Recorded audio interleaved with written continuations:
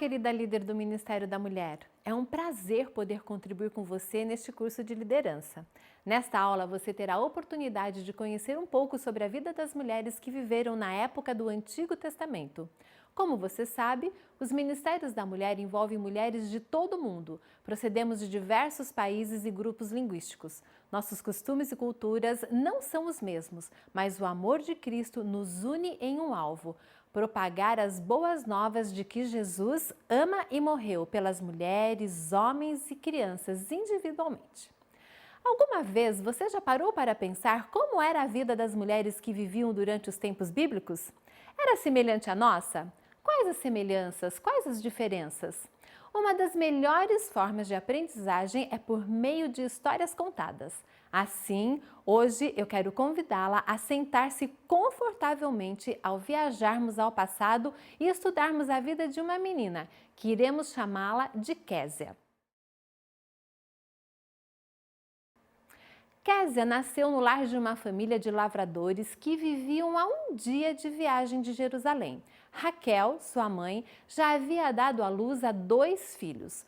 O nascimento dos meninos foi comemorado com grande alegria. Os meninos davam continuidade ao nome e à linhagem da família. Todas as mães hebreias esperavam que lhes fosse concedida a maior de todas as honras: ser a mãe do Messias. Portanto, seus 2 filhos nasceram cercados de grande alegria, visto que agora ela e seu marido poderiam antecipar serem cuidados quando estivessem em idade avançada. Quando seu primeiro filho nasceu, ela ficou conhecida como Raquel, a mãe de Timóteo, em vez de Raquel, a filha de José. Você consegue perceber a importância de dar à luz a um menino?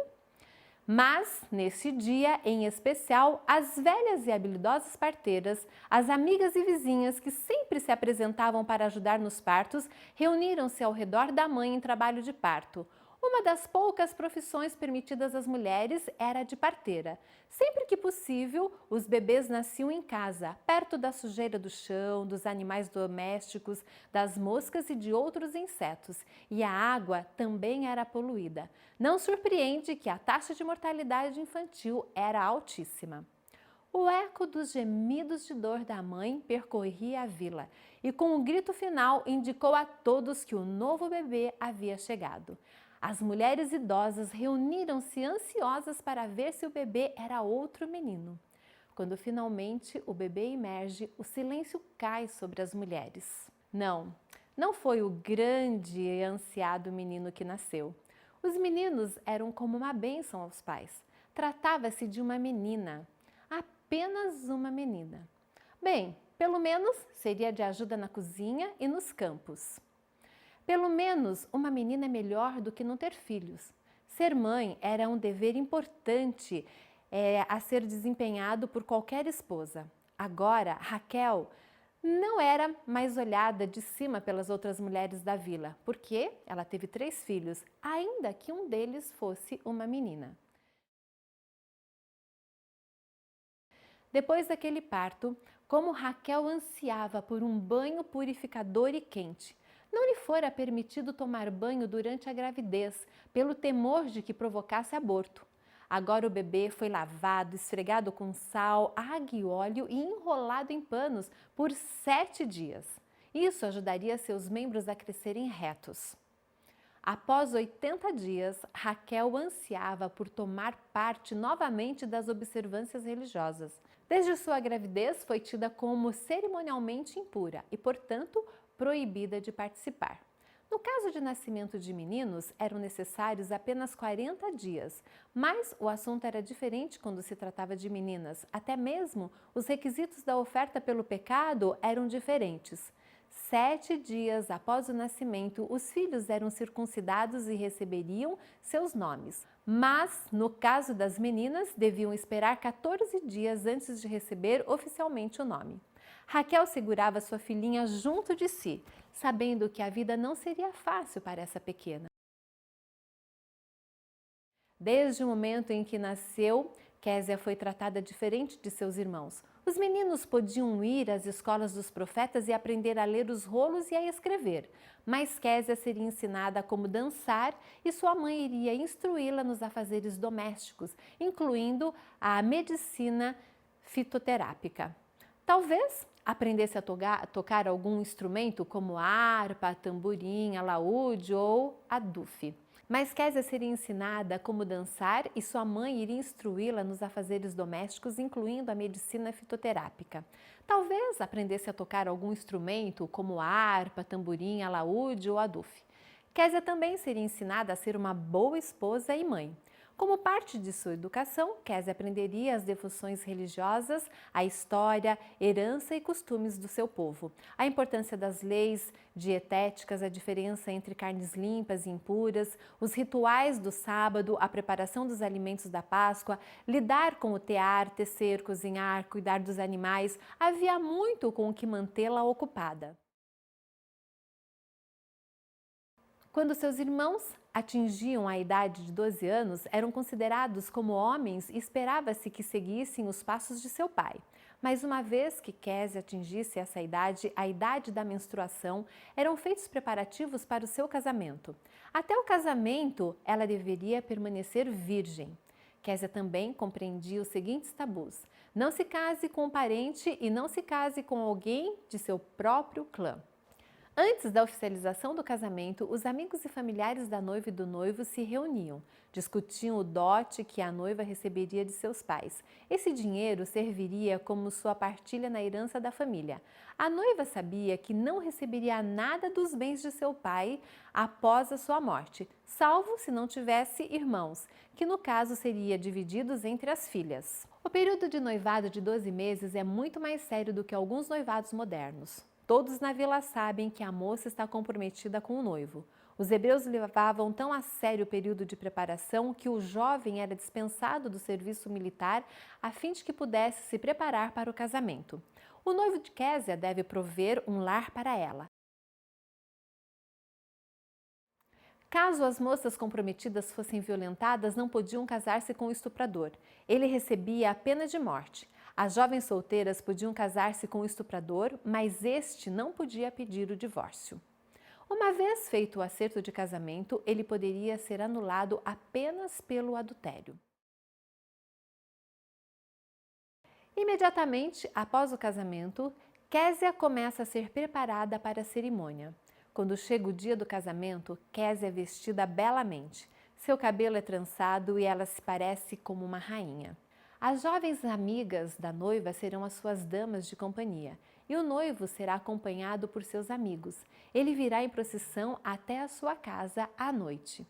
Ela coloca o véu, parte dele será colocada sobre o ombro do noivo, significando que irá protegê-la.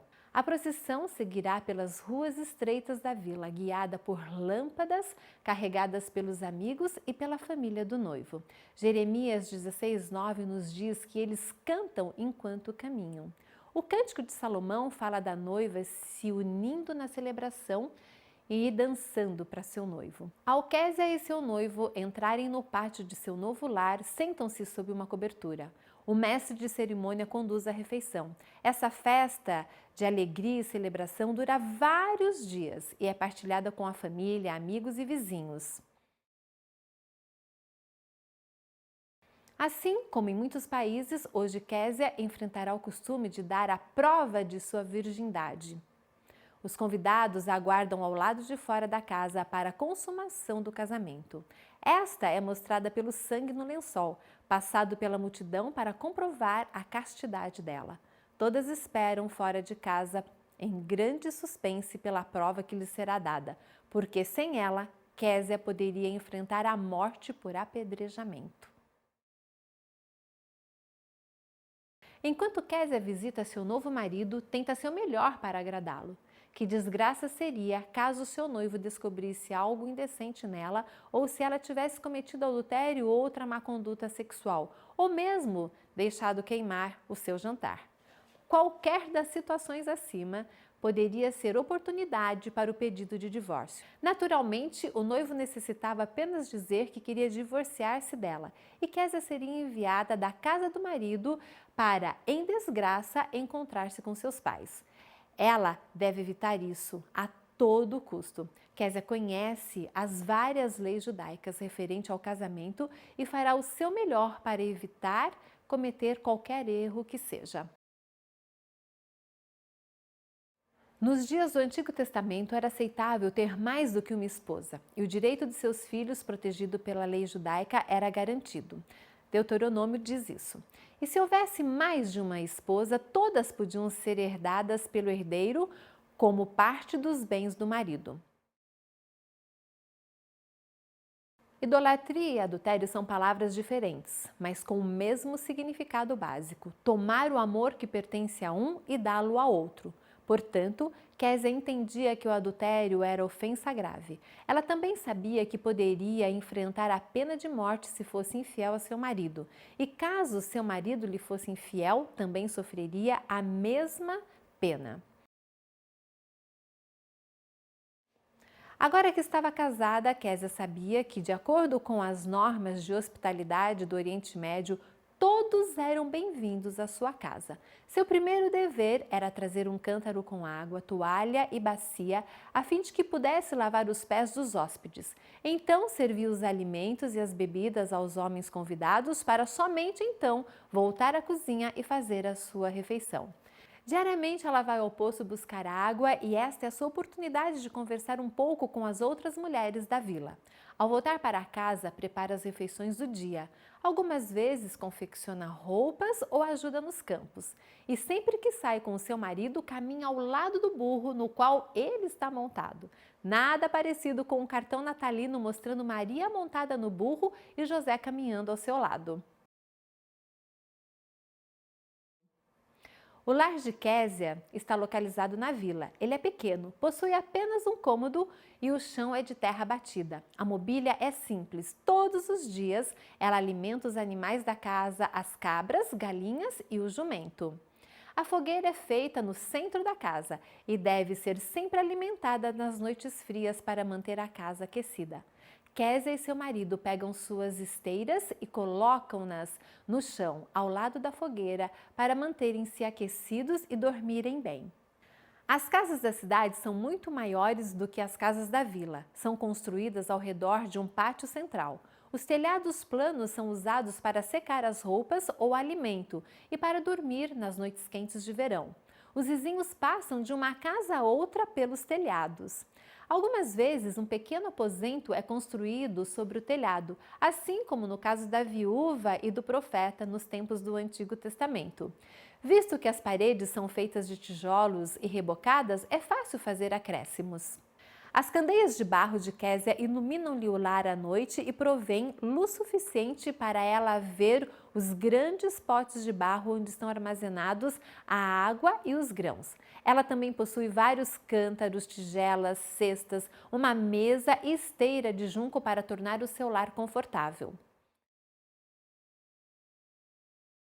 As roupas que Késia faz são muito modestas e soltas. Agora que está casada, Késia veste um roupão bordado na frente que lhe cobre o tornozelo, assim como sua mãe e a avó também faziam. As mulheres casadas também usam um pano na cabeça decorado com moedas. Késia prepara as refeições e cuida de seu marido. A cada noite, ao invés de ir brincar com as outras meninas, como costumava fazer, ela moe farinha suficiente para preparar o pão para o dia seguinte. Cedo, na manhã, ela mistura a massa e faz pães achatados sobre o fogo feito com lenha. 2 refeições são servidas diariamente, o de jejum e o jantar. Késia assegura-se de que seu marido tenha água para lavar suas mãos antes de comer da vasilha comum a todos. No lugar de garfo são usados os dedos, portanto as mãos devem estar sempre limpas. Os homens comem juntos na área de jantar e as mulheres se reúnem na cozinha para comer. Frutas e vegetais são abundantes no clima do Mediterrâneo, onde Késia vive. Ela pode escolher entre muitos tipos. Algumas vezes é servido carne, mas as leis dietéticas dadas por Deus são fielmente seguidas.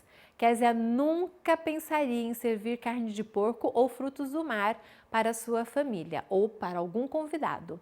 Ela crê que Deus criou os animais e sabe o que é melhor para o seu povo e, portanto, as leis de Gênesis 7, 2 e 3 Quanto aos alimentos puros e impuros, são seguidas estritamente, assim como foi ensinado a sua mãe, que por sua vez lhe ensinou também. Késia tem de joeirar, peneirar e moer o trigo, limpar as lentilhas, colher e pôr para secar as frutas, carregar água, alimentar os animais, bater a manteiga, recolher o esterco para alimentar o fogo, fabricar o tecido, costurar e bordar roupas e apanhar as espigas deixadas no campo após a colheita. Outros dias ela pode escovar a lã das cabras e tecer tecidos em seu tear simples. Ela pode tingir a lã se desejar outras cores.